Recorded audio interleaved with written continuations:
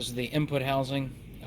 You start with the 3/4 clutch first, and just like the other one, you remove the snap ring, and then start removing the clutch plates.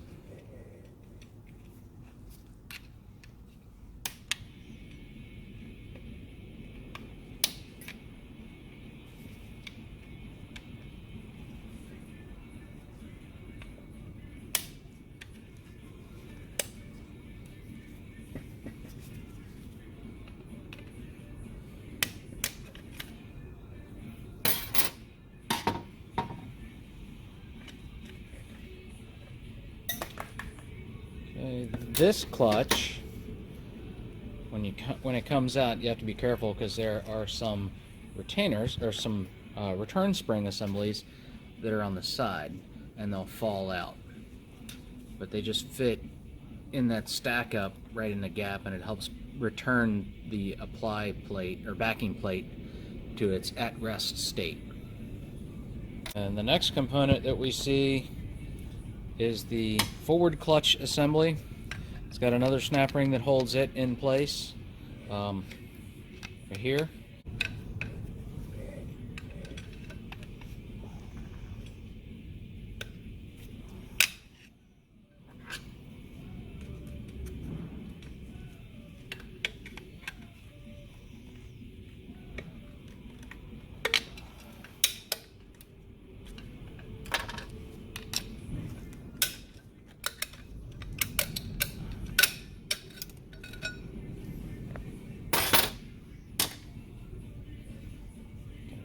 This one, we're going to turn it upside down and dump the clutches out.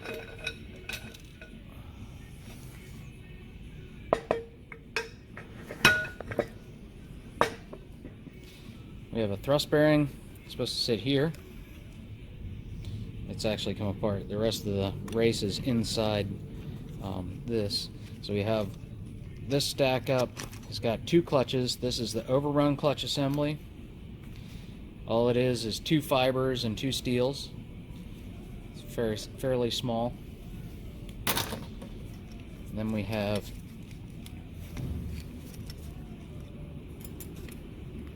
the forward sprag assembly. And then this is the forward clutch. This clutch, however, 3/4 clutch, is fried.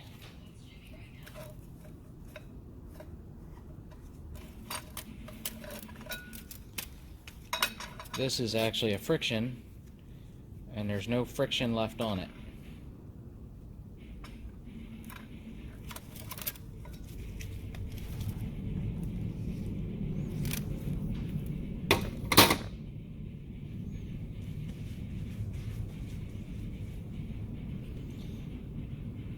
Got this seals to the top of the output shaft,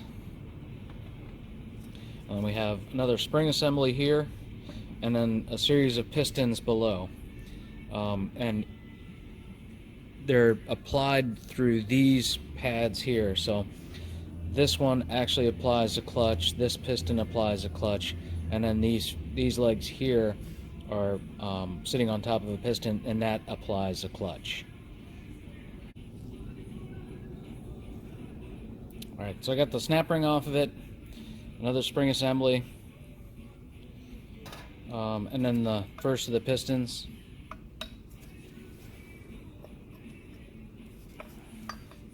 This one, the seals are actually part of the piston.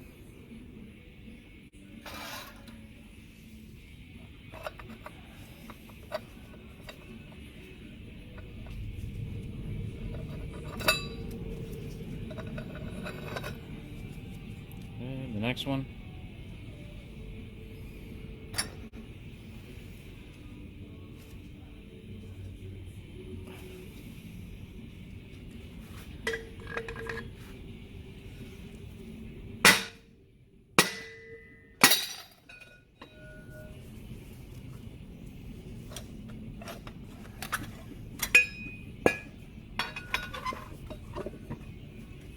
Okay, And then these are the last, this is the last one.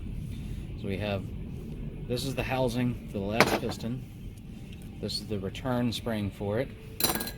And then this is the apply, and this is the piston. So this actually applies the 3/4 clutch. This is the piston for it. And we look in the housing, we can see that there's 3 check balls inside the input shaft and the rest of the sealing surface. There is an O-ring right here. It's all the way down toward the bottom of the housing. You almost can't see it. You have to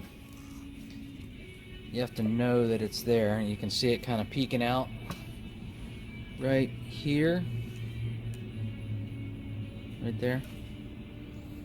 You want to make sure when you're rebuilding these that you replace that O-ring.